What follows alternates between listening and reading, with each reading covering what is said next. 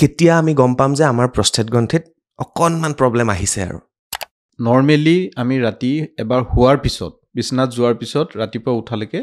আমি বাথৰুমত যাব লগা নহয় কিন্তু যদি ৰাতি আপুনি উঠিব লগা হৈছে 2-3 বাৰ যাব লগা হৈছে তাৰ মানে প্ৰস্টেটৰ সমস্যা সন্মুখীন হ'ব পাৰে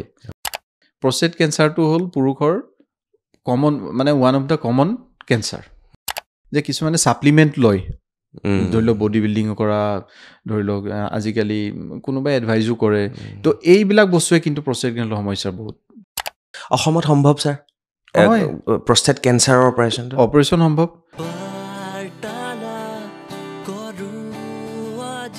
ভিডিঅ'টো ক্লিক কৰাৰ বাবে ধন্যবাদ চাবলৈ আৰম্ভ কৰিছে বাৰ্তালাপ মই চক্ৰপাণি পৰাশৰ আজি এগৰাকী চিকিৎসক আহিছে তেখেত আজি বাৰ্তালাপলৈ দ্বিতীয়বাৰৰ বাবে আহিছে তেখেত জ্যেষ্ঠ চিকিৎসক আৰু আগৰ ভিডিঅ'টোত আমি যথেষ্টখিনি কথা পাতিছিলোঁ কিডনি ষ্টোনৰ ওপৰত আৰু আজি আমি কথা পাতিব বিচাৰিছোঁ প্ৰস্টেটৰ ওপৰত প্ৰস্টেট কি হয় পুৰুষ মহিলাৰ প্ৰস্টেট কাৰ থাকে কাৰ নাথাকে আমি প্ৰস্টেট কেঞ্চাৰৰ বিষয়ে কথা পাতিব বিচাৰিছোঁ এই ভিডিঅ'টোৰ শেষলৈকে আপোনালোকে গম পাব আৰু মোৰ লগত আছে ডক্টৰ অম্লানজ্যোতি শৰ্মা ছাৰ নমস্কাৰ নমস্কাৰ আগৰ ভিডিঅ'টো খুব ভাল লাগিলে আপোনাৰ লগত কথা পাতি আৰু আমি একদম মই নজনাবিলাকে সুধিছিলোঁ আপোনাক আজিও তেনেকৈ সুধিম ছাৰ হয় হয় কেনে আছে আপুনি মই ভালে আছোঁ আগৰ ভিডিঅ'টোৰ ৰিয়েকশ্যন কওকচোন মানুহে কৈছে নে চক্ৰপাণিক চিনি পাওঁ বুলি নাই কৈছে আৰু বহু মানে পেচেণ্টে ফোনো কৰিছে নানা ধৰণৰ মানে এটা আমি এডুকেশ্যন মানে পেচেণ্টক এৱেৰনেছটো যিটো মানে শিক্ষা দিলোঁ সেইটো বস্তুৰ কাৰণে ভাল লাগিছে বহুতে গম পাইছে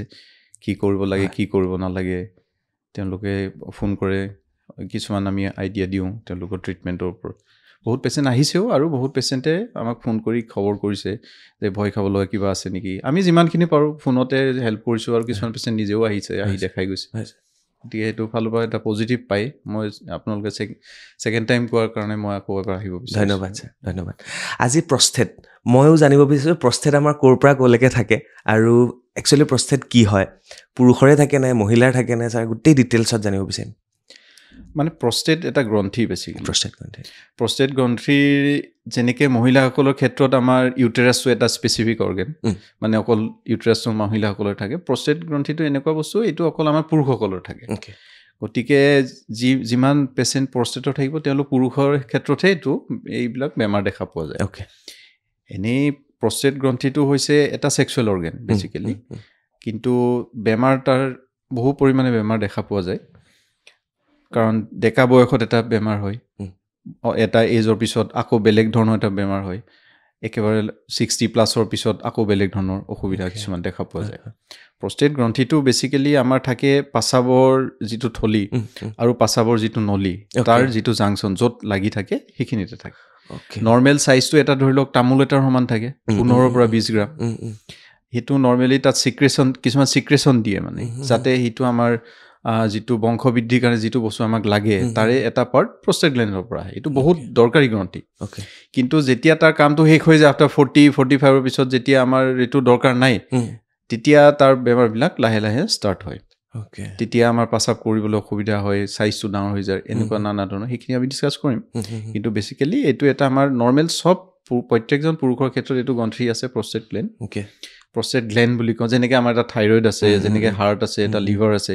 সেইবিলাক এটা প্ৰস্টেট গ্লেণ্ড আমাৰ পুৰুষসকলৰ ক্ষেত্ৰত চবৰে আছে মই এটা ভিডিঅ'ৰ মাজত আপোনালোকক দেখুৱাইছোঁ আমাৰ একচুৱেলি প্ৰস্টেট গ্ৰন্থি কোনখিনি হয় য'ত প্ৰস্ৰাৱ জমা হয় আৰু প্ৰস্ৰাৱ ওলাই যোৱাৰ নলী তাৰ সংযোগস্থলীটো প্ৰস্টেট গ্লেণ্ড বুলি কোৱা হয় গতিকে ভিডিঅ'টো দেখা পাই থাকিলে আপোনালোকে অলপ আৰু বেছি বুজিবলৈ চেষ্টা কৰিব ছাৰ প্ৰস্টেট গ্ৰন্থি মানে ইয়াৰ পৰা তো আমি বংশবৃদ্ধি হয় আমাৰ প্ৰস্ৰাৱৰ এটা মানে পাৰ্চেন্টেজ তাৰ পৰা ওলাই আমি প্ৰস্ৰাৱ বাহিৰ কৰোঁ আমাৰ শৰীৰৰ অন্যতম এটা অংগ বুলি ক'ব লাগিব ছাৰ কিহৰ বাবে ইয়াত সমস্যাৰ সৃষ্টি হয় কেতিয়াবা চাওক এইটো একচুৱেলি তাৰ বহু মষ্টলি এইটো জেনেটিক ফেক্টৰ থাকে আৰু মানে আমাৰ এইটো প্ৰচেছ অফ এজিং যিটো মানে খুব কমনলি দেখা পোৱা যায় সেইটো হ'ল BPH টো কোৱা যায় বিনাইন প্ৰষ্টেটিক হাইপাৰট্ৰফি মানে প্ৰষ্টেট চাইজটো ডাঙৰ হৈ যায় কিন্তু কেঞ্চাৰ নহয় নন কেঞ্চাৰ যেনেকৈ আমাৰ ধৰি লওক চকুত কেটৰেক্ট পৰে বয়স হ'লে চশমা ল'ব লগা হয় ঠিক তেনেকৈ প্ৰষ্টেট গ্লেণ্ডটোৰ চকু চুলি পকি যায় ছালবিলাক যেনেকৈ আমাৰ ৰিংকল হৈ যায় মানে সুতুৰা পৰি যায় ঠিক তেনেকৈ আপোনাৰ প্ৰষ্টেট গ্লেণ্ডটোৰ যেতিয়া বয়সটো যেতিয়া বাঢ়ি যাব আমাৰ আফটাৰ 50 সি লাহে লাহে ডাঙৰ হৈ যায় মানে এইটো হৰমনেল চেঞ্জেছ আমাৰ গাত যেতিয়া টেষ্টষ্টেৰনবিলাক কমি যায় মতা মানুহ তেতিয়া লাহে লাহে প্ৰষ্টেট গ্লেণ্ডৰ কিছুমান ভিতৰত চেঞ্জেছ হয় পৰিৱৰ্তন হয় আৰু প্ৰষ্টেটৰ আকাৰটো ডাঙৰ হৈ যায় কিন্তু চবৰে ক্ষেত্ৰত ডাঙৰ হ'লেই যে আমাৰ ট্ৰিটমেণ্ট লাগে বা অপাৰেশ্যন লাগে এনেকুৱা ক্ষেত্ৰত নহয় কিন্তু যাৰ বেছিকৈ ডাঙৰ হয় বা যাক বেছি পৰিমাণে আপোনাৰ দিগদাৰি দিয়ে আমনি দিয়ে কাৰণ সি প্ৰেছাৰ দিব ৰাস্তাটো বন্ধ কৰি দিব বন্ধ কৰি দিলে আপোনাৰ পাছাপ কৰিব নোৱাৰা হৈ যাব কিডনিৰ ওপৰত প্ৰেছাৰ পৰিব পাৰে কেতিয়াবা ব্লিডিঙো হয় কিডনি ফেইলাৰো হৈ যাব পাৰে তো তেনেকুৱা ধৰণৰ সমস্যা যদি হয় তেতিয়া পেচেণ্টক ট্ৰিটমেণ্টৰ দৰকাৰ হয় গতিকে এইটোৰ পৰা আপুনি প্ৰষ্টেট গ্ৰন্থি এনলাৰ্জমেণ্টৰ পৰা আপুনি বাচিব নোৱাৰে কাৰোবাৰ কম বেছি পৰিমাণে চবৰ ক্ষেত্ৰত হ'ব কিন্তু তাৰ মানে এইটো নুবুজে যে প্ৰত্যেকজনী পেচেণ্ট চবেই পেচেণ্ট নহয় কিন্তু তাৰে 50% বা 60% পেচেণ্টে লক্ষণবিলাক দেখা দিব বাকী 40 পৰা আপোনাৰ 50% পেচেণ্টক লক্ষণে দেখা নিদিয়ে গতিকে তেওঁলোক ডক্টৰৰ ওচৰত আহিবলগীয়া নহয় কেতিয়াও কিন্তু বাকী তেওঁ সকলোৰে ক্ষেত্ৰত অলপ কিছু পৰিমাণে প্ৰষ্টেট গ্ৰন্থিৰ লক্ষণ দেখা দিবই কাৰণ এইটো এজিঙৰ প্ৰচেছ বাৰ্ধক্যটো আমি ৰাখিব নোৱাৰোঁ গতিকে আপোনাৰ 50 হ'ল আৰু প্ৰষ্টেট গ্লেণ্ডৰ কামটো শেষ হ'ল তাৰপিছত সি লাহে লাহে ডাঙৰ হোৱা আৰম্ভ হয় সেইটো খুব কমনলি দেখা পোৱা যায় 2 নম্বৰৰ বেমাৰটো হৈছে আমাৰ প্ৰষ্টেট গ্ৰন্থিৰ কেঞ্চাৰ যিটো কেঞ্চাৰ সেইটো অকল 20% ক্ষেত্ৰতে দেখা পোৱা যায় তো 20% কেঞ্চাৰ হয় কেঞ্চাৰ বাকী অৰ্গেনৰ যেনেকৈ কেঞ্চাৰ হয় তেনেকৈ হয় কিন্তু প্ৰষ্টেট কেঞ্চাৰৰ এটা ৰিস্ক ফেক্টৰ আছে সেইটো হৈছে আপোনাৰ জেনেটিক মানে ধৰি লওক আপোনাৰ যদি ৰিলেটিভ মাটোতো হ'ব নোৱাৰে দেউতা বা খুৰা এনেকুৱা ধৰণৰ যদি কাৰোবাৰ প্ৰষ্টেট কেঞ্চাৰ হৈছে তেতিয়াহ'লে আপোনাৰ ৰিস্ক ফেক্টৰটো বাঢ়ি যায় তো তেনেকুৱা হ'ব আমি মানে ৰেগুলাৰ স্ক্ৰিনিং কৰিব লাগে মানে ইয়েৰলি কিছুমান টেষ্ট আছে বহুত বেছি নহয় এটা বা দুটা টেষ্টেই কৰা যায় এইকেইটা কৰি ৰেগুলাৰ স্ক্ৰিনিং কৰি থাকিব লাগে এইবুলি আপুনি 30 বছৰ স্ক্ৰিনিং নহয় আফটাৰ 50 ইয়াৰ্ছ ছাৰ নেক্সট প্ৰশ্নলৈ আহিছোঁ ইয়াতে মই কৈ থ'ব লাগিব যেনেকৈ আমাৰ গাৰ ছাল সুতুৰা পৰে যেনেকৈ আমাৰ চুলি পকে ঠিক তেনেধৰণে চকুৰে আমি কম দেখা হৈ যাওঁ কেটৰেক্ট হৈ যায় হয় আমাৰ হাৰ্ডিবিলাক যেনেকৈ অলপ কমজুৰি হয় ঠিক তেনেধৰণে প্ৰষ্টেট গ্ৰন্থিটো তেনেধৰণে বাৰ্ধক্যৰ চাপ পৰে মানে ছাৰে সেইটো বুজাব বিচাৰিছে হয় ছাৰ কেতিয়া আমি গম পাম যে আমাৰ প্ৰষ্টেট গ্ৰন্থিত অকণমান প্ৰব্লেম আহিছে আৰু প্ৰষ্টেট গ্ৰন্থি এনলাৰ্জমেণ্টৰ ডাঙৰ হোৱাৰ লক্ষণসমূহ খুব কমন 1 নম্বৰ হৈছে পাছাপ কৰিবলৈ বেছি টাইম লাগিব আপুনি দেখিব কোনোবা এজন পেচেণ্টৰ দেখিব দুজন পেচেণ্ট মানুহে পাছাপ কৰি গ'ল তেওঁ পাছাপ কৰি আছে এইটো পাছাপ কৰিবলৈ জোৰ দিব লাগিব পাছাপ ৰাতি কেইবাবাৰ উঠিব লাগে বাৰ্ধক্যত এইটো এটা লক্ষণ যে বাৰে বাৰে পাছাপ কৰিবলৈ উঠি থাকিব লাগে নৰ্মেলি আমি ৰাতি এবাৰ শোৱাৰ পিছত বিচনাত যোৱাৰ পিছত ৰাতিপুৱা উঠালৈকে আমি বাথৰুমত যাব লগা নহয় নৰ্মেলি কেতিয়াবা এদিন গৈছে বেলেগ কথা কিন্তু যদি ৰাতি আপুনি উঠিব লগা হৈছে 2-3 বাৰ যাব লগা হৈছে তাৰ মানে প্ৰষ্টেটৰ সমস্যাৰ সন্মুখীন হ'ব পাৰে বেলেগ আৰু কাৰণো হ'ব পাৰে কিন্তু সেইটো এটা মোষ্ট কমন কাৰণ ধৰা তাৰপিছত কি হয় পাছাপ কৰিবলৈ জোৰ দিব লাগে কেতিয়াবা এনেকুৱা হয় পাছাপ লাগিলে বুলিলে দৌৰি যাব লাগে মানে বাথৰুম গৈ পোৱাৰ আগতে কেতিয়াবা লিক হৈ যাব পাৰে লাগিলে ৰখিব নোৱাৰে তো এনেকুৱা ধৰণৰ সেইটো ইনকণ্টিনেঞ্চ বুলি কয় ইউৰিন ধৰি ৰখা ক্ষমতাটো হেৰাই যায় তাৰপিছত হ'ব পাৰে কেতিয়াবা আপোনাৰ ইউৰিনত ৰঙচুৱা তেজ আহিব পাৰে আৰু আটাইতকৈ লাষ্টত আহে পাছাপটো বন্ধ হৈ আহে বহুত পেচেণ্ট আহে যাৰ পাছাপ বন্ধেই হৈ গ'ল পেট বিষালেও পাছাপ কৰিব নোৱাৰে ৰাতিপুৱা শুই উঠিছে বা ৰাতি মানে মাজৰাতি পাছাপটো বন্ধ হৈ গ'ল এনেকুৱা হ'ব পাৰে বা কেতিয়াবা এনেকুৱা হয় যে ভিতৰি প্ৰষ্টেটটো ডাঙৰ হৈ আছে পাছাপটো যেনে তেনে চলি আছে বহুতে কি কৰে একচেপ্ট কৰি লয় মানি লয় যে বয়স হৈ গ'ল আৰু মোৰ এতিয়া 65-70 হ'ল পাছাপৰটো আৰু স্পীডটো কমিবই এইটো এটা ধাৰণা থাকে আমাৰ গতিকে কি হয় যে চলি আছে কিন্তু সেইটো কাৰণে নহয় সেইটো প্ৰষ্টেটটো ডাঙৰ হোৱাৰ কাৰণে হৈছে গতিকে চলোতে সময়টো গৈ আছে এদিন কি হ'ল দেখা পালে যে লাহে লাহে কিডনিকেইটাৰ ওপৰত চুৱেলিং হ'ল কিডনিকেইটা ফেইল হৈ আহিল এনেকুৱা পেচেণ্টটো বহু সময়ত আমি দেখা পোৱা যায় গতিকে কিডনি ফেইল হোৱাৰ লক্ষণবিলাক হ'ব যেনে ভৰি ফুলিব মুখ ফুলিব পাছাবৰ পৰিমাণটো কমি যাব কঁকালৰ বিষ হ'ব যিটো কিডনি চুৱেলিঙৰ কাৰণে হয় তো এনেকুৱা ধৰণৰ কিছুমান সমস্যা এইকেইটা খুব কমনলি দেখা পোৱা যায় তেনেকুৱা সমস্যা অহাৰ লগে লগে ডক্টৰৰ ওচৰত যোৱাটো প্ৰয়োজন এবাৰটো দেখাবই লাগে মানে 50ৰ পিছত পাৰিলে বছৰত 6 মাহত এবাৰ আহি আজিকালি মেক্সিমাম আমাৰ কৰ্পৰেট এমপ্লয়ি যিসকল আছে তেওঁলোকেতো ৰেগুলাৰ হেল্থ চেকআপ 1 বছৰতো এবাৰ কৰে বাকী আজিকালি নৰ্মেল জনসাধাৰণেও দেখা পোৱা গৈছে এইটো এৱেৰনেছটো বহুত বাঢ়ি গৈছে চবে সকলোৱে নিজেই এবাৰ হ'লেও চেকআপ কৰে এবছৰত নহ'লেও এটলিষ্ট 2 বছৰত নিজৰ শৰীৰত চেকআপ কৰে গতিকে কাৰণ কিয় আৰ্লি ডিটেকশ্যন কৰিলে অপাৰেশ্যনৰ পৰা বাচি যায়, ট্ৰিটমেণ্ট লং টাৰ্ম ট্ৰিটমেণ্টৰ পৰা বাচি যায়, আৰু ট্ৰিটমেণ্ট ৰিলেটেড কমপ্লিকেশ্যন বা মেডিচিন ৰিলেটেড কমপ্লিকেশ্যন বা বেমাৰটো ৰিলেটেড কমপ্লিকেশ্যনবিলাকৰ পৰা বাচি যায় আৰ্লি ষ্টেজ ডিটেকশ্যন হ'ল। ছাৰ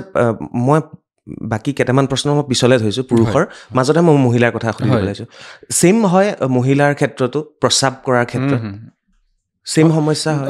চাওক, একচুৱেলি লক্ষণবিলাক বহুত বেমাৰৰ একেই থাকে। এতিয়া মই যিখিনি ক'লোঁ সেইখিনি আপোনাৰ কেতিয়াবা ইউৰিন ইনফেকশ্যনতো হ'ব পাৰে, এনেকুৱা নহয় যে সেইটো প্ৰষ্টেটতে হ'ব, বা মহিলাসকলতো প্ৰষ্টেট নাই, তথাপিও একেখিনি লক্ষণ মহিলাৰো হ'ব পাৰে। তো তাৰ বেলেগ কাৰণ থাকিব, তাৰ যেনে ইউৰিন ইনফেকশ্যনত হ'ব পাৰে, বা কেতিয়াবা চিষ্ট'চিল বুলি কয় ব্লাডাৰ প্ৰলাছ, এনেকুৱা ধৰণৰ বিভিন্ন সমস্যা আছে। কেতিয়াবা টিউমাৰৰ কাৰণে হ'ব পাৰে,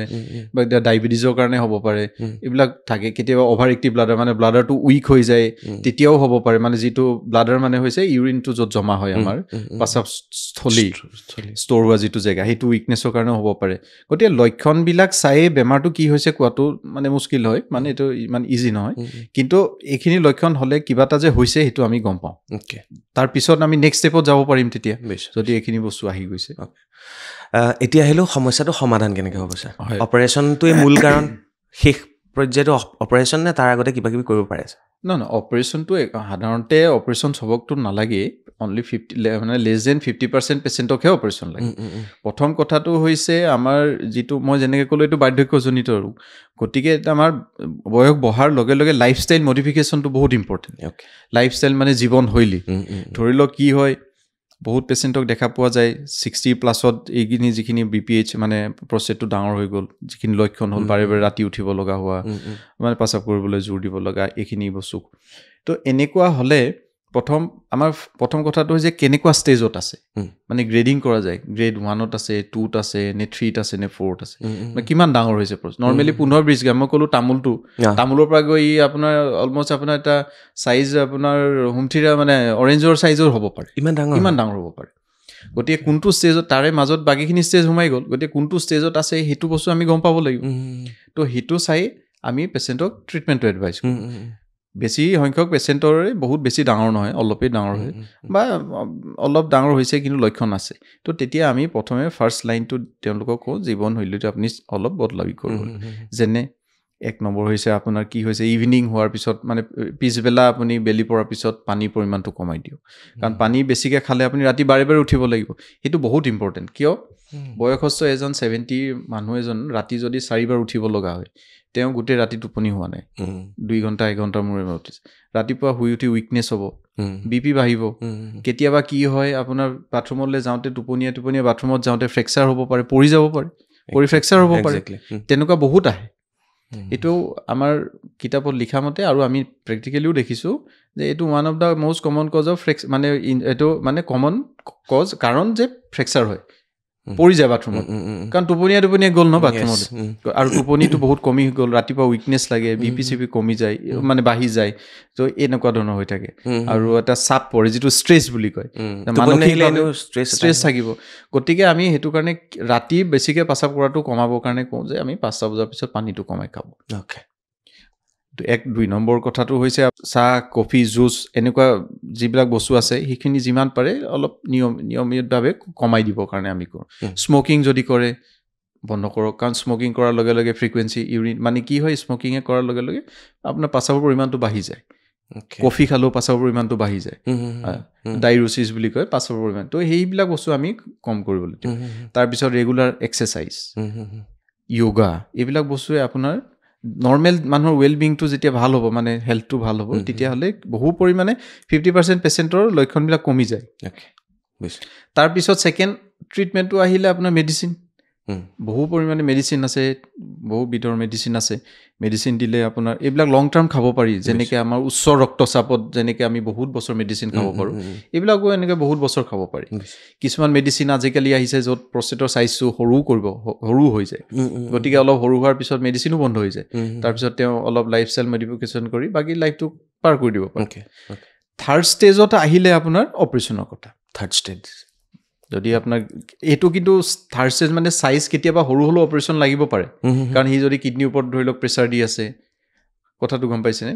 বা আপোনাৰ ব্লাডাৰটোৰ ওপৰত যদি প্ৰেছাৰ দি আছে বহুত বেছিকৈ, তেতিয়া কিন্তু আপোনাৰ বহুত বেছি ডাঙৰ নহ'লেও কেতিয়াবা অপাৰেশ্যন লাগিব পাৰে। গতিকে অকল আল্ট্ৰাচাউণ্ড কৰিলেও আমি প্ৰষ্টেটটো চালোঁ, চাই আৰু অপাৰেশ্যন লাগে নালাগে সেইটো চাইজৰ ওপৰত ডিপেণ্ড নকৰে। পেচেণ্টজনে কিমান কষ্ট পাই আছে সেইটোৰ ওপৰতো বহুত ক্ষেত্ৰত জমা কৰে, মানে এইটো বস্তু ডিপেণ্ড কৰে। ছাৰ অপাৰেশ্যন কেনেকুৱা ধৰণৰ হয়? একদম আজিকালিতো আজিকালিতো কটা চিঙা অপাৰেশ্যন নহয়। আগতে যেতিয়া আজিৰ পৰা ধৰি লওক 20-25 বছৰ আগত আছিলে, তেতিয়া প্ৰষ্টেট গ্লেণ্ডৰ অপাৰেশ্যন মানে বহুত ডাঙৰ অপাৰেশ্যন। পেচেণ্ট এসপ্তাহ হস্পিটেলত থাকিব লাগিব, ব্লাড ট্ৰান্সফিউজন মানে ব্লাড দিব লাগিব, আৰু বয়সস্থ মানুহ ICUত যায়। তো এতিয়া কি হৈ গ'ল বস্তুবিলাক, লেজাৰ অপাৰেশ্যন আহি গ'ল। তো লেজাৰ অপাৰেশ্যনৰ এডভান্টেজটো হ'ল কি, আপোনাৰ বাহিৰৰ পৰা কটা চিঙা ফুটা একো নাই। নৰ্মেল যিটো পাচাব কৰা ৰাস্তা সেইফালৰ পৰাই আমি কেমেৰা দি লেজাৰ দি যিখিনি প্ৰষ্টেট বাঢ়ি গ'ল সেইখিনি আমি আঁতৰাই দিয়া যায়। তো আগত ইয়াৰ মাজত এটা থাকি গ'ল, সেইটো হ'ল আপোনাৰ কাৰেণ্টৰ অপাৰেশ্যন, TURP বুলি কৈছিলে, তাতকৈ এতিয়া লেজাৰ আহি গ'ল। তো TURPত এটা ডিছএডভান্টেজ আছে, মানে সেইটো হ'ল তেতিয়া কি হয়, তাৰ ৰিকাৰেঞ্চ হয়, মানে কেতিয়াবা ছেকেণ্ড টাইম আকৌ হয়। সেইকাৰণে এতিয়া লেজাৰটো চবতকৈ এডভান্স টেকন'লজি আহি গ'ল, য'ত ৰিকাৰেঞ্চটো মানে ছেকেণ্ড টাইম হোৱাৰ চান্সটো, মানে এবাৰ অপাৰেশ্যন কৰাৰ পিছত ছেকেণ্ড টাইম হোৱাৰ চান্সটো 1% তলত আহি গ'ল। বুজিছোঁ। মানে প্ৰস্ৰাৱৰ যিফালে আমি প্ৰস্ৰাৱ কৰোঁ সেই ফুটাৰ দিয়ে কৰা হয়। এনাস্থেচিয়াটো দিয়া হয়। এনাস্থেচিয়াটো দিবই লাগিব। এনাস্থেচিয়া নিদিলেতো সেইফালে অপাৰেশ্যন, কাৰণ এইটো টাইম লাগে, 1-1.5 ঘণ্টা সময় লাগে। কাৰণ সেইফালৰ পৰা ধৰি লওক আপুনি এটা অৰেঞ্জৰ ছাইজৰ বস্তুত যদি ওলাই আনিব লাগে, তো সেইটোতো টাইম লাগিব ন, সৰু কৰিহে ওলাই আনিব পৰা যায়, লেজাৰ দি ওলাই আনিব লাগে এইটো বস্তু। সাৱধান। ছাৰ এতিয়া আহিলোঁ যিটো কেঞ্চাৰ হ'লে আমি কেনেকৈ গম পাম? বাকীটো গম পাইছোঁ, অকণমান আমি ডাঙৰ হৈ যায়। ছাৰ মই এটা প্ৰশ্ন সুধি থওঁ, আমাৰ পেনিছৰ তলত সেই দুটা ডাঙৰ হয় নে গোটেই তলৰ ভিতৰত? সেইটোতো বেলেগ, সেইটো টেষ্টিছ হয়। এইটো প্ৰষ্টেটটো ভিতৰত থাকে। প্ৰষ্টেটটো আপোনাৰ পাচাবৰ বেগটো আৰু পাচাবৰ ৰাস্তাৰ মাজত থাকে। গতিকে সেইটো আপুনি কোনো ফালৰ পৰা চাব নোৱাৰে। আমি বাহিৰৰ পৰা গম পাওঁ নে নাপাওঁ? আপুনি বাহিৰৰ পৰা একো দেখা নাপায়। বাহিৰৰ পৰা আপুনি দেখাত এজন সুস্থ মানুহ। মই সেইটোকে সুধিব গৈ আছিলোঁ। কোনোবাই ভাবিব কনফিউজ হয়, বহুতবাৰ কনফিউজ হয়। বহুতবাৰ আমাৰ টেষ্টিছটো যিটো আমাৰ অন্ডাশয় যিটো আছে, তেওঁলোকে বহুত পেচেণ্টে ভাবে যে এইটো ডাঙৰ হৈ গৈছে, এইটো মোৰ প্ৰষ্টেটটো ডাঙৰ হৈছে। একচুৱেলি সেইটো প্ৰষ্টেট নহয়। প্ৰষ্টেটটো আমি চকুৰে চাবও নোৱাৰোঁ আৰু হাতেৰে চুবও নোৱাৰোঁ। গতিকে ভিতৰত থাকে, সেইটো আমি চাবৰ কাৰণে আল্ট্ৰাচাউণ্ড কৰিব লাগে বা MRI বা এনেকুৱা ধৰণৰ বিভিন্ন পদ্ধতি আছে, এইখিনি কৰিলেহে আমি গম পাওঁ। সেইকাৰণে আপোনালোকে বাহিৰৰ দি একো গম নাপাব, আৰু তাৰ বাবে আপোনালোকে MRI কৰিবই লাগিব, ভিতৰতহে আল্ট্ৰাচাউণ্ড কৰিব লাগিব। ছাৰ এতিয়া হ'লে কেঞ্চাৰৰ লক্ষণটো কেনেকৈ, সেইটো কেনেকৈ গম পাম ছাৰ? চাওক, কেঞ্চাৰৰ লক্ষণটো যিখিনি মই ক'লোঁ একেখিনি লক্ষণেই কেঞ্চাৰ। গতিকে সেইকাৰণে মানে আমি প্ৰথম একদম যেতিয়া আমাৰ ওচৰত এজন পেচেণ্ট আহে, আমি প্ৰথম সেইটো কাৰণে চাওঁ যে এজন কেঞ্চাৰ আছে নেকি, সেইটো প্ৰথম ডে 1তে সেইটো আমি মাইনাছ কৰিব লাগিব। গতিকে এইটো কাৰণে একদম এটা সাধাৰণ টেষ্ট আছে, আমি এটা ফিজিকেল এক্সামিনেশ্যন মানে আমি পৰীক্ষা কৰি চাওঁ, মানে আমি কি কৰোঁ, এক্সামিনেশ্যন কৰি চাই লওঁ পেচেণ্টক, আৰু এটা ব্লাড টেষ্ট কৰোঁ, চেৰাম PSA বুলি কয়, প্ৰষ্টেট স্পেচিফিক এণ্টিজেন। সেইটো টেষ্ট একচুৱেলি আজিকালি নৰ্মেলি আমাৰ গাইডলাইনে আহি গৈছে,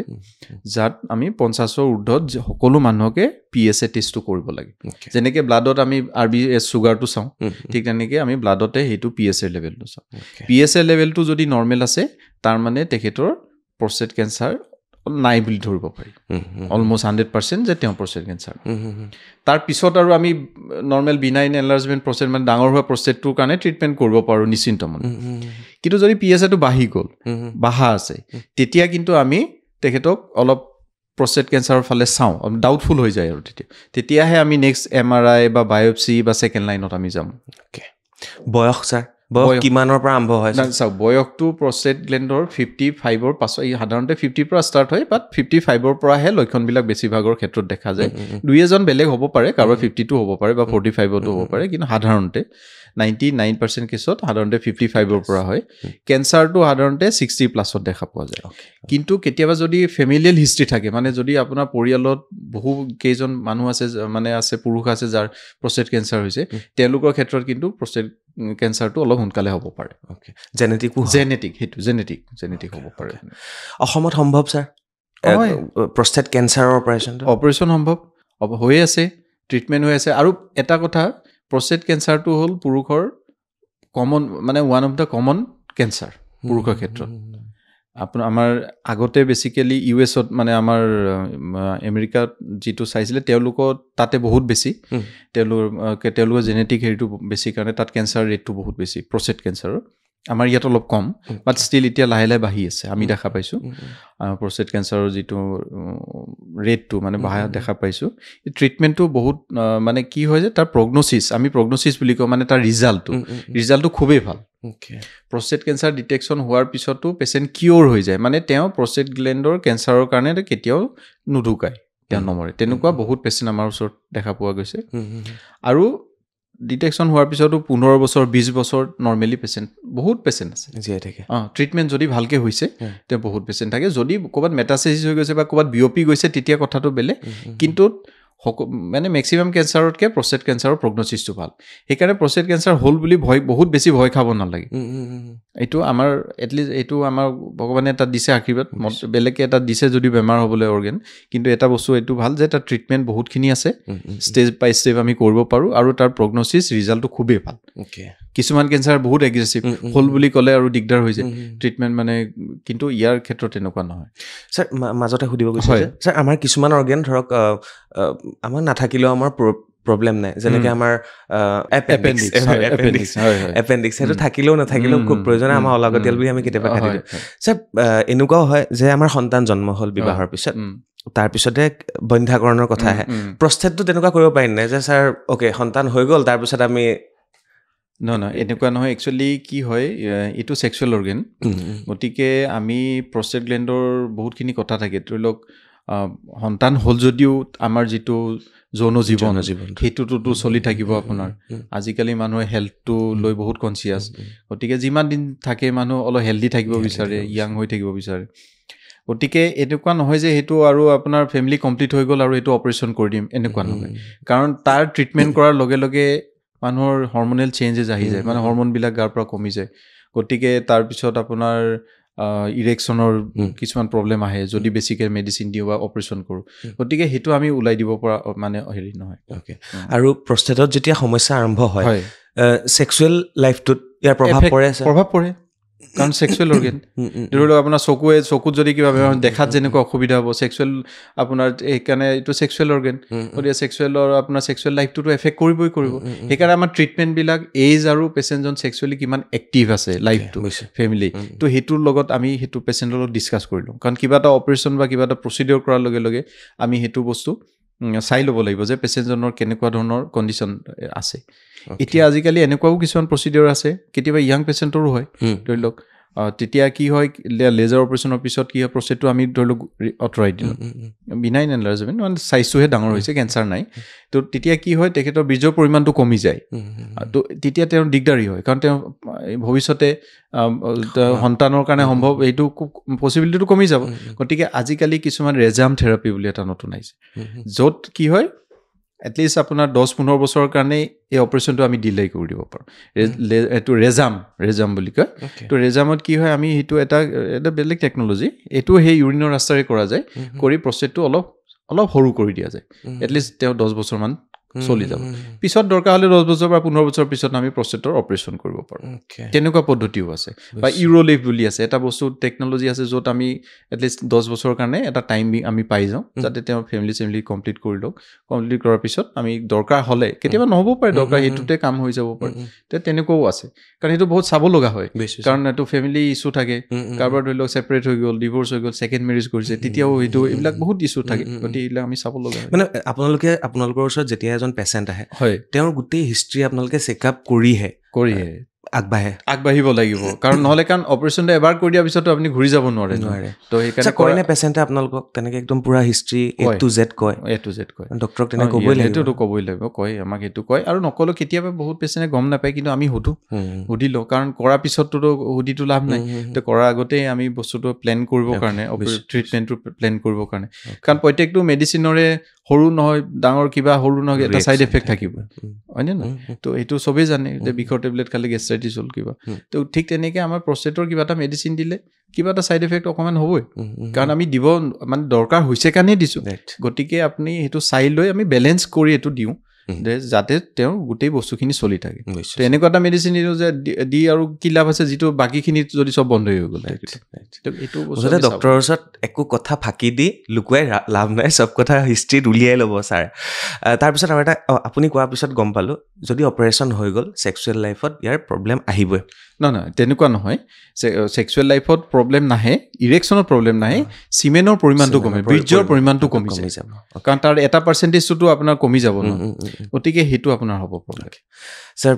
তেতিয়াহ'লে আৰু এটা প্ৰশ্ন মই সাজু কৰি ৰাখিছিলোঁ ইয়াৰ পৰা বাচিবলৈ কি কৰিব লাগিব আমি চাওক প্ৰথম কথাটো হ'ল যে মই একদম প্ৰথমে ক'লোঁ যে বাৰ্ধক্যৰ পৰা আমি বাচিব নোৱাৰোঁ এইটো হ'ল আমাৰ নেচাৰেল প্ৰচেছ আমি এটা ইজত 40 বা 50 বা 60 হওঁ গতিকে প্ৰষ্টেটে কিছু পৰিমাণে আমাক সমস্যা দিবই দিব তো এতিয়া কথাটো হৈছে যেনেকৈ আমাৰ মেনোপজ মাইকী মানুহৰ ক্ষেত্ৰত মেনোপজ হৈ যায় ইউট্ৰেছটো আপোনাৰ সৰু হৈ যায় আৰু মাইকীয়াটো বন্ধ হৈ যায় ঠিক তেনেকৈ প্ৰষ্টেটৰো সেইটো মেনোপজ নিচিনাই বুলি কয় এণ্ড্ৰপ'জ বুলি কয় এণ্ড্ৰপ'জ যেতিয়া আমাৰ হৰম'নবিলাক কমি যায় তো তেতিয়া আপোনাৰ সেইটোৰ পৰা আমি বাচিব নোৱাৰোঁ কিন্তু এটা কথা যে কেঞ্চাৰৰ কাৰণে আৰ্লি ডিটেকশ্যনটো ইম্পৰ্টেণ্ট যাতে ৰেগুলাৰ চেকআপ মই যিটো ক'লোঁ 1 নম্বৰ 2 নম্বৰ কথাটো হ'ল যে লাইফষ্টাইল মডিফিকেশ্যন যেনে আমি হেল্ডি লাইফষ্টাইলটো ফ'ল' কৰিব লাগে এতিয়া বহু ক্ষেত্ৰত দেখা গৈছে য়োগা মেডিটেশ্যন এইবিলাক কৰিলে আপোনাৰ প্ৰষ্টেট গ্ৰন্থিৰ যিবিলাক সমস্যা এইবিলাক বহুত কমি যায় 3 নম্বৰ কথাটো হৈছে আপুনি ট্ৰিটমেণ্ট তেতিয়াহে কৰিব যেতিয়া আপুনি দিগদাৰী পাই আছে নহয় জানো ধৰি লওক প্ৰষ্টেটটো যেনিবা চাইজটো অলপ ডাঙৰ হ'লেই আপুনি একো নাই আপুনি এবছলিউটলি 100% আপুনি পাৰফেক্ট একো নাই আগতো যেনেকুৱা আছিলে এতিয়াও তেনেকুৱা কি ট্ৰিটমেণ্টৰ দৰকাৰটো নাই আপোনাৰ দৰকাৰ আছে জানো দৰকাৰ নাই যদিহে কিডনীত একো এফেক্ট কৰা নাই যদি আপোনাৰ বাকী অৰ্গেনত একো এফেক্ট কৰা নাই ট্ৰিটমেণ্টৰ দৰকাৰ নাই গতিকে সেইখিনিৰ পৰা যদি আপুনি বাচি থাকিব পাৰে লাইফষ্টাইল মডিফাই কৰি তেতিয়াহ'লে আপুনি সেইটোত যাব পাৰে সেইটোতো দৰকাৰ নাই কিন্তু সেইটো আপুনি ডিচাইড বা বেলেগে ডিচাইড নকৰিব সেইটো এজন ইউৰ'লজিষ্টে ডিচাইড কৰিব যে এইটো আপোনাক ট্ৰিটমেণ্টৰ দৰকাৰ আছেনে নাই যদি দৰকাৰ নাই তেতিয়া আপুনি হয়তো চেকআপত আজি আপুনি মাজে মাজে আহিব লগা হ'ব পাৰে হয়তো 6 মাহ বা এবছৰত এবাৰ কিন্তু আপুনি সেইটো অপাৰেশ্যন বা ট্ৰিটমেণ্ট বা মেডিচিন বা একোৰে দৰকাৰ নাথাকিব পাৰে কিন্তু বয়স হ'লে প্ৰষ্টেটে সকলোৰে ক্ষেত্ৰত কম বেছি পৰিমাণে এইটো দিব সমস্যা এইটোত আপুনি ধৰি লওক লাইফষ্টাইলটো চেঞ্জ কৰিব লাগিব যেনেকৈ আপুনি স্মকিঙৰ কথা কৈছে স্মকিঙৰ কথা ক'লোঁ ফেটি ফুডটো এভইড কৰিব ক'লোঁ ফেটি ফুডটো এলকহলেও কৰে বাকী আপোনাৰ জেনেটিকটোতো আপুনি চেঞ্জ কৰিব নোৱাৰে য'ত জন্ম হৈ গ'ল আছেই আৰু গতিকে সেইটো আমি চেঞ্জ কৰিব নোৱাৰোঁ ৰেড মিটটো এভইড কৰিব লাগে ৰেড মিট এইটোতো গম পাইছে তো এইখিনি বস্তু আমাৰ একচুৱেলি মানে ষ্ট'নত যেনেকৈ মানে খাদ্যৰ বহুত মানে ডাইৰেক্টলি ৰিলেশ্যন আছে প্ৰষ্টেটত ইমান ডাইৰেক্টলি ৰিলেশ্যন নাই কিন্তু fatty food smoking alcohol red meat এই বস্তুকেইটা আমি যিমান পাৰোঁ এভইড কৰাটো ভাল কেইটামান মোৰ মনত সোমাই থকা প্ৰশ্ন হয় আৰু এটা মই মাজতে আপুনি মোক এই কৰোঁ এতিয়া আমি আজিকালি দেখা পাওঁ মানে যে কিছুমানে ছাপ্লিমেণ্ট লয় ধৰি লওক বডি বিল্ডিং কৰা ধৰি লওক আজিকালি কোনোবাই এডভাইজো কৰে তো এইবিলাক বস্তুৱে কিন্তু প্ৰষ্টেট গ্ৰন্থিৰ সমস্যা বহুত কাৰণ এইটো হৰম'নবিলাক আমাৰ যিটো পুৰুষৰ হৰম'ন তাত এফেক্ট কৰে গতিকে এই ছাপ্লিমেণ্ট লোৱা নোলোৱা এইটো এজন ডক্টৰৰ লগত কনচাল্ট কৰি আৰু যদি প্ৰপাৰ কোনোবা এজনে দিছে তেতিয়াহ'লে বেলেগ কথা কিন্তু কেতিয়াবা আমি অভাৰ দ্য কাউণ্টাৰ বুলি কয় মানে কোনো ডক্টৰৰ প্ৰেছক্ৰিপশ্যন নোলোৱাকৈ লোৱা মেডিচিনটো অভাৰ দ্য কাউণ্টাৰ বুলি কয় ধৰি লওক আপুনি ফাৰ্মাচীত গ'লে মোৰ মূৰ বিষাইছে এটা পেৰাচিটামল দিয়ে সেইটো OTC বুলি কয় অভাৰ দ্য কাউণ্টাৰ মেডিচিন সেইটো খাব পাৰে আপুনি একো আপত্তি নাই কিন্তু কিছুমান মেডিচিন আছে ধৰি লওক গম পায়ে ন আজিকালি ধৰি লওক জিমত যায় বডি বিল্ডিং কৰিবলৈ সৰু ল'ৰাবিলাকে এক্সাৰচাইজ কৰে এক্সাৰচাইজো ভাল কিন্তু বডি বিল্ডিঙৰ কাৰণে ছাপ্লিমেণ্ট লৈছে কোনোবা ইনজেকশ্যন লৈছে ষ্টেৰইড ইনজেকশ্যন লৈছে এইবিলাকে কিন্তু প্ৰষ্টেট গ্লেণ্ডৰ নানা ধৰণৰ সমস্যা কৰিব অ'কে গতিকে সাৱধান মোক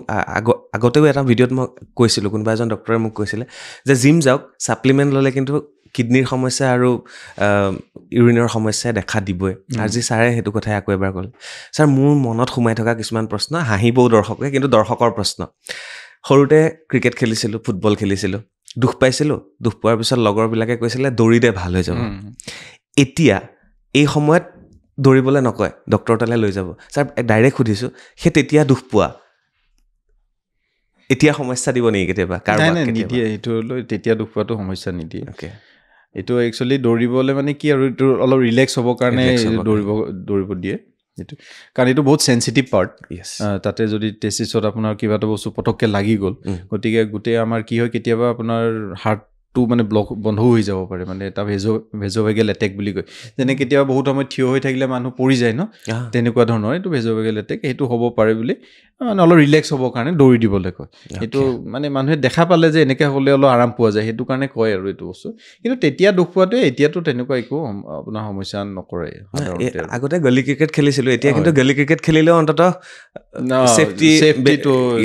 বহুত দৰকাৰ ছেফটিটো খুব প্ৰয়োজন সদায় সকলোৱে লয় ছেফটি ইয়াৰ পিছত আৰু এটা প্ৰশ্ন ছাৰ বহুতে কয় যে আমি প্ৰস্ৰাৱ কৰোঁতে বহি পেলাই প্ৰস্ৰাৱ কৰিব লাগে আৰু বহুতে কয় আৰু কোনোবা বিশেষ ব্যক্তিয়ে বহি পেলাই প্ৰস্ৰাৱ কৰে আৰু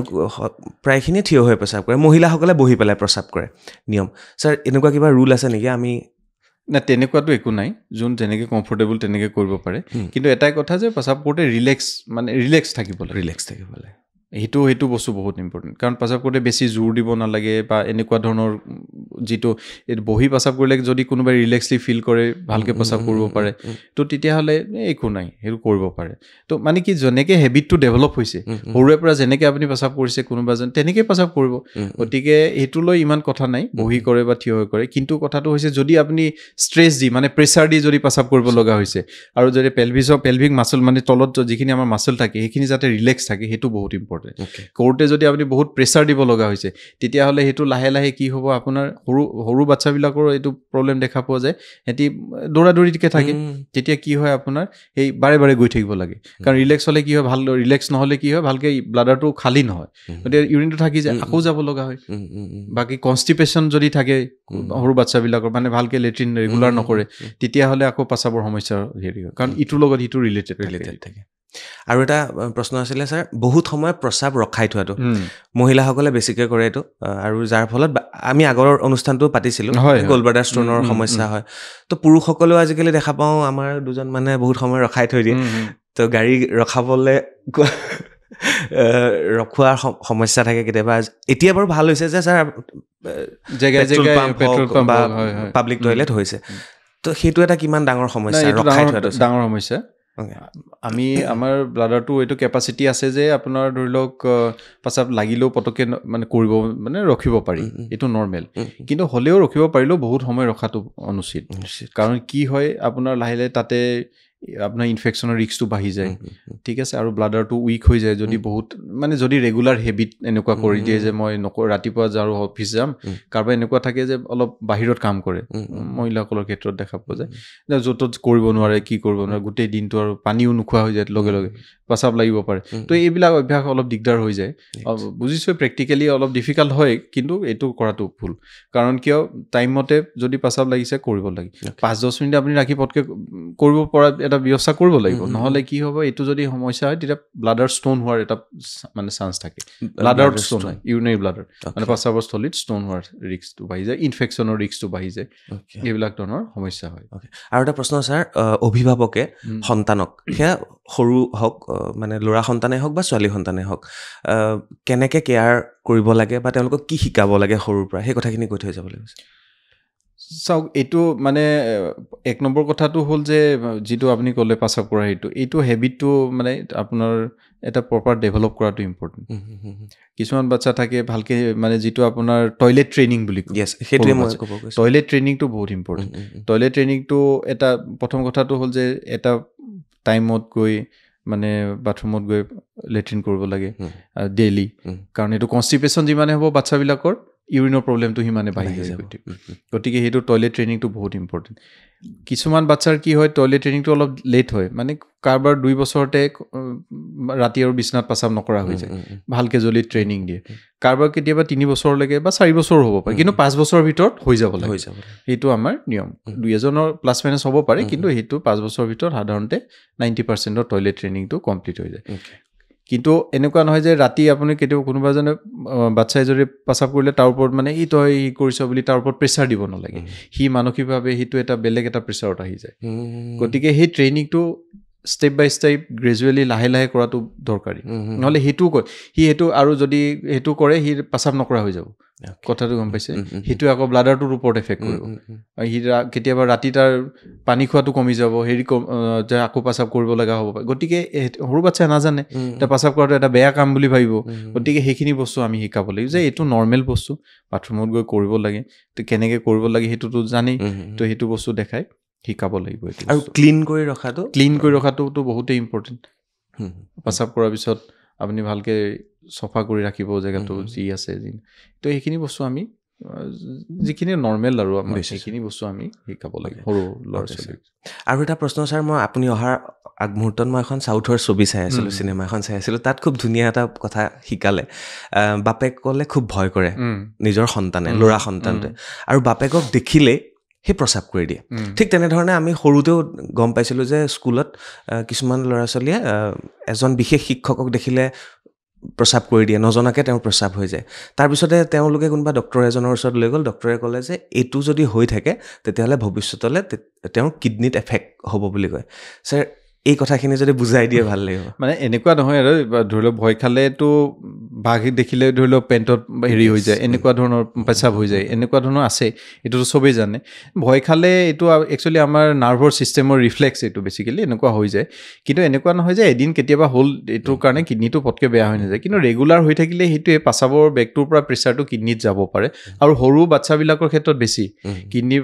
ওপৰত প্ৰেছাৰ পৰিব পাৰে সেইকাৰণে সেইটো তাত কৈছে আৰু কিন্তু ডাইৰেক্টলি আপোনাৰ চাইণ্টিফিকেলি মানে আপোনাৰ এনেকুৱা নহয় যে এইটো এবাৰ এনেকৈ লিক ইউৰিন কৰি দিলে ভয় খাই পেচাব কৰিলে কাৰণে কিডনীটো বেয়া হৈ যাব তেনেকুৱা ডাইৰেক্টলি হেৰি নহয় কিন্তু কিডনীৰ ওপৰত প্ৰেছাৰ পৰাৰ ৰিস্ক এটা থাকে হয় ছাৰ আপুনি কি খালে বেয়া মোক সেইটো ক'লে কি খাব লাগে ভাল হৈ থাকিবৰ কাৰণে এইটো বস্তু ইম্পৰ্টেণ্ট ভাল হৈ থাকিবৰ কাৰণে ধৰি লওক আপোনাৰ ফ্ৰুটছবিলাক ভাল আমাৰ কাৰণে ফাইবাৰ থাকিব লাগে ডাইটত ফাইবাৰ থাকিব লাগে শাক পাচলি গ্ৰীণ লিফি ভেজিটেবল মানে যিটো সেউজীয়া শাক পাচলি যিটো আমাৰ এইবিলাক বস্তু আপোনাৰ প্ৰষ্টেটৰ কাৰণে হেল্ডি বস্তু আৰু পৰ্যাপ্ত পৰিমাণে পানী খোৱাটো দৰকাৰ ষ্ট'নৰ কাৰণেও প্ৰষ্টেটৰ কাৰণে যদি আপুনি লক্ষণ বেছি হৈছে তেতিয়াহ'লে কমাব যেনেকৈ 5টা বজাৰ পিছত মই প্ৰথমে ক'লোঁ কিন্তু বয়স হোৱাৰ পিছত নৰ্মেলি মই কৈ আছোঁ নৰ্মেলি পানীৰ পৰিমাণটো নৰ্মেলি খোৱাটো নৰ্মেলি আপোনাৰ হেল্ডি ডাইট যিখিনি আছে গ্ৰীণ লিফি ভেজিটেবল মানে আপোনাৰ সেউজীয়া শাক পাচলি এইখিনি আৰু ফাইবাৰটো বেছিকৈ খাব লাগে তো এইখিনি বস্তু আমাৰ কাৰণে খুব দৰকাৰী ছাৰ প্ৰায়খিনি আমি চুই গৈছোঁ চাগে কিবা থাকি গ'ল নেকি আৰু এটা প্ৰশ্ন মই সুধি থ'ম বুলি ভাবিছিলোঁ মানে যিসকল বিবাহিত হয় তেওঁলোকক কিবা বিশেষ পৰামৰ্শ দি থৈ যাব নেকি মানে ছেক্সুৱেল লাইফৰ এটা বস্তু মানে আমি দেখা পাওঁ যে আমাক সোধে পেচেণ্টে যে মানে আপোনাৰ যদি এনেকুৱা এটা আমি বস্তু আমাৰ থাকি গৈছে সেইটো হৈছে যে এইটো বয়সস্থ আমি 50 পিছত পালোঁ দুইটা বস্তু ডিছকাছ কৰিলোঁ প্ৰষ্টেটৰ সমস্যা লক্ষণ কিছু এটা বেমাৰ আছে প্ৰষ্টেটাইটিছ বুলি কয় যিটো আপোনাৰ য়াং মানুহৰ হয় ডেকা মানুহৰ যিসকল ছেক্সুৱেলি এক্টিভ ধৰি লওক আপোনাৰ 25ৰ পৰা আপোনাৰ 55 বুলি ধৰি ল'লোঁ সেইটো এজতো হয় সেইটোত প্ৰষ্টেটটো নৰ্মেল আছে কিন্তু প্ৰষ্টেটত আপোনাৰ ইনফেকশ্যন হৈছে বা প্ৰষ্টেটত আপোনাৰ সমস্যা হয় এইটো প্ৰষ্টেটাইটিছ বুলি কয় তো এইটো কিন্তু আপোনাৰ ছেক্সুৱেল ৰিলেশ্যন মানে আপোনাৰ কেতিয়াবা ইনফেকশ্যন STD মানে ছেক্সুৱেলি ট্ৰান্সমিটেড হ'ব পাৰে বা কেতিয়াবা কি হয় আপোনাৰ ইউৰিনৰ ইনফেকশ্যনৰ কাৰণেও হ'ব পাৰে গতিকে এইটো বস্তু ইম্পৰ্টেণ্ট বাকী আপোনাৰ এনেকুৱা আছে যে আপোনাৰ ৰেগুলাৰ যদি আপোনাৰ যৌন ৰিলেশ্যন কৰে বা বীৰ্যপাত হৈ থাকে তেতিয়াহ'লে প্ৰষ্টেটৰ হেল্থৰ কাৰণে ভাল বেয়া নহয় এনেকুৱা নহয় যে আপোনাৰ বহুত দিনৰ বিৰতিৰ পিছত হ'ল তেতিয়াহ'লে আপোনাৰ প্ৰষ্টেটৰ সমস্যা কিন্তু হ'ব পাৰে যেনেকৈ ইনফেকশ্যন বা এনেকুৱা ধৰণৰ হ'ব পাৰে কাৰণ এইটো ছিক্ৰেশ্যনটো ওলাই গ'লে ভালেই বেয়া নহয় এনেকুৱা গতিকে সেইটো মই য়াং যোন ছেক্সুৱেলি এক্টিভ যিসকল লোক আছে তেওঁলোকৰ ক্ষেত্ৰত মই ক'ম যে এইটো কৰি থাকিলে একো তাৰ লক্ষণটো মানে লোকচান একো নাই লাভেই আছে মানে বীৰ্য ওলাই গ'লে লোকচান নাই কাৰণ আকৌ প্ৰডিউচ হ'ব এইটো নৰ্মেল আমি যেনেকৈ চেলাই মুখৰ থুটো যেনেকৈ প্ৰডাকশ্যন কৰি আছে 24/7 পেটৰ ভিতৰত আমাৰ এনজাইমছ প্ৰডাকশ্যন হৈছে ব্লাডটোৰ যেনে প্ৰডাকশ্যন হৈ আছে বীৰ্য প্ৰডাকশ্যন হ'ব ওলালে প্ৰডাকশ্যন হ'ব নোলালে সি তেনেকৈ থাকি যাব তো তেনেকৈ থাকিলে ভালতকৈ বেয়াহে হ'ব ইনফেকশ্যন হ'ব পাৰে কেতিয়াবা গতিকে ৰেগুলাৰ এটা যিটো ইণ্টাৰভেল নৰ্মেল মানুহৰ চবৰে বেলেগ বেলেগ ডিমাণ্ড থাকে কাৰোবাৰ ডেইলি কাৰোবাৰ যদি এসপ্তাহ এইটো ঠিক আছে একো ইছ্যু নাই কিন্তু কথাটো হৈছে কৰিলে একো নাই যিসকল বিবাহিত আছে নিশ্চয় thank you so' much sir আৰু লাষ্ট এটা প্ৰশ্ন বহুতে লাজ কৰে প্ৰষ্টেট বুলি কোৱাৰ লগে লগে যৌনাংগৰ কথা যেতিয়াই পতা হয় লাজ কৰে ডক্টৰৰ ওচৰলৈ যাব লাগে তেওঁলোকক স্পেচিয়েলি আপুনি অকণমান লাজটো ভাঙি থৈ যাব লাগে নাই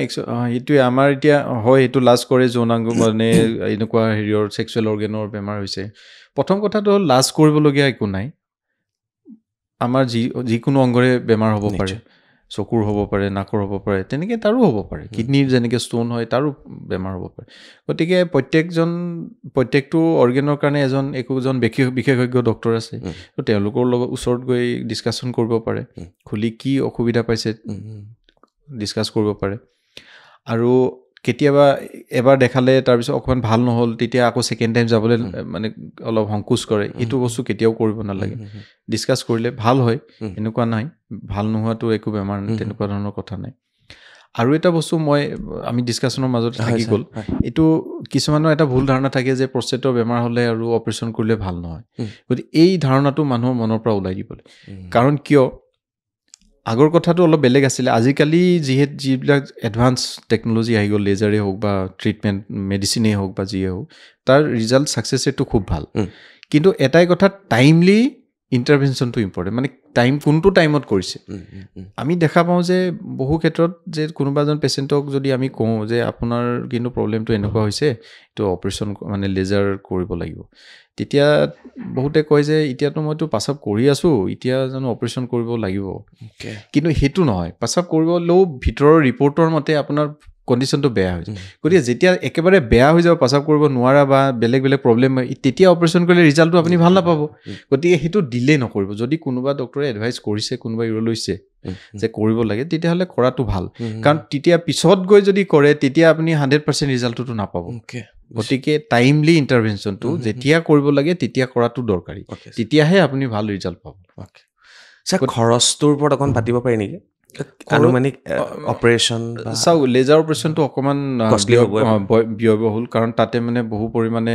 ডিছপ'জেবল মানে আইটেমছ ইউজ কৰা যায় আৰু লেজাৰ মেচিনটোও বহুত কষ্টলি থাকে গতিকে ধৰি লওক এইবিলাক এৰাউণ্ড 1 লাখৰ পৰা 1.5 লাখৰ ভিতৰত খৰচা হয় এপ্ৰক্সিমেটলি আৰু আপোনাৰ হস্পিটেলত 2 দিন থাকিব একদিন বা 2 দিন থাকিব অ'কে সেইবুলি বহুত নহয় বাৰু এইটো হ'লেতো কৰিবই লাগিব হয় তেতিয়াহ'লে কিন্তু অপাৰেশ্যনটো চবকে লাগে এনেকুৱা ধৰণৰ কথা নাই অপাৰেশ্যনটো লাষ্ট হয় গতিকে প্ৰথম ডক্টৰৰ ওচৰত গ'লে যে তেওঁকে অপাৰেশ্যন কৰিব সেইটোতো ভাবিবই নালাগে প্ৰথমটো মই ক'লোৱে যিখিনি ষ্টেপ বাই ষ্টেপ যাব গতিকে এইটো আমি পিছত সেইটো বস্তু পিছতহে ডিছকাছ কৰোঁ তেতিয়াহ'লে ছাৰক লগ ক'ত পাব সেই কথাখিনি শেষত আপোনালোকে জানি থোৱাটো খুব প্ৰয়োজন আৰু ছাৰৰ নম্বৰ ডেছক্ৰিপশ্যনত থাকিব এড্ৰেছ থাকিব যদি প্ৰষ্টেটৰ কিবা সমস্যা পাইছে লগে লগে দেখুৱাবলৈ নাপাহৰিব ষ্টেজ 3 বা 4লৈ অপেক্ষা কৰি নাথাকিব হয়নে ছাৰ হয় ছাৰ ক'ত লগ পাব আপোনাক মই এপ'ল' ইণ্টাৰনেশ্যনেল হস্পিটেল GS ৰোডত হয় আৰু কেনেকুৱা লাগিলে ছাৰ ভাল লাগিলে বহুত ভাল লাগিলে থেংক ইউ ধন্যবাদ আজিলৈ বিদায় লৈছোঁ আৰু বাৰ্তালাপলৈ বিশেষ ক্ষেত্ৰৰ বিশেষ ডক্টৰ অতিথি আপোনালোকে লগ পায়ে থাকিব ফ'ল' কৰি ৰাখিবলৈ নাপাহৰিব বহুতে ভিডিঅ' চায় ভিউজটো বহুত হয় খালি ছাবস্ক্ৰাইব কৰিবলৈ থাকি যায় নেক্সট ভিডিঅ' পাবৰ কাৰণে ছাবস্ক্ৰাইব কৰিবলৈ নাপাহৰিব বেল বটন টিপিবলৈ নাপাহৰিব আজিলৈ বিদায় লৈছোঁ আৰু ডক্টৰ অম্লান জ্যোতি শৰ্মা ছাৰকো বিদায় দিছোঁ ধন্যবাদ নমস্কাৰ